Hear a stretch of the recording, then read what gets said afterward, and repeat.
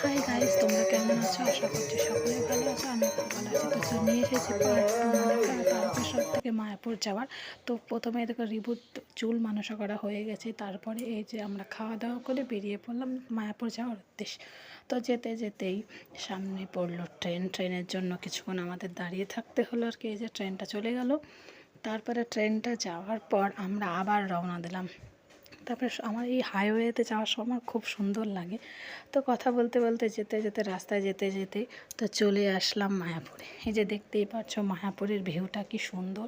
আমার তো খুব ভালো লাগে, মনে হয় যে বারবার এখানেই আসি, মানে একটা অন্যরকম একটা ব্যাপার। তারপরে এই যে সব থেকে সুন্দর জায়গা এই ফওয়ারাটার কাছে আমার খুবই ভালো লাগে। তো একটু ভিডিও করে নিলাম তোমাদের দাদার সাথে, দেখতেই পাচ্ছ। তো চলো পুরো ভিডিওটা তো আমাদের দেখাচ্ছি, পুরো ভিউটা কত সুন্দর লাগে।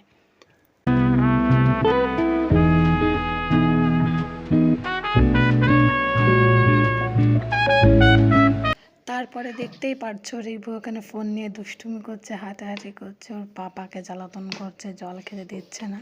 তারপরে বাজার করার জন্য বেরিয়ে পড়লাম। এখানে অনেক রকমের জিনিস ছিল, মানে ব্যাগ, অনেক খেলনাপত্র, কিন্তু নেওয়া বলতে গোপালের একটা মুকুট নিয়েছি, রিভুর একটা জামা আর কিছু খেলনা আর কি। আর যা পায়ের অবস্থা ছিল, মনে হচ্ছিল না যে আর একটু হেঁটে হেঁটে দেখি বা কিছু কিনি।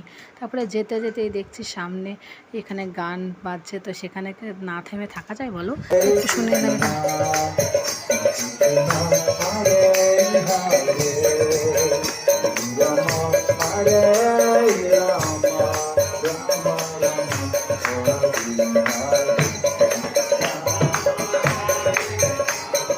সব বাজার টাজার কমপ্লিট করার পর আবার এই ফোয়ারার কাছে চলে এসেছি। তারপরে আমরা চলে গেলাম সন্ধ্যা আরতি দেখতে। সন্ধ্যা আরতি দেখার পরে এই যে বাইরে বেরিয়ে দেখো কেমন অন্ধকার, অনেকটাই কত মানুষজন। তারপরে দেখার পরে এই যে রাতের ভিউটা দেখার, যে ইস্কন মন্দিরটা কি সুন্দর লাগছে।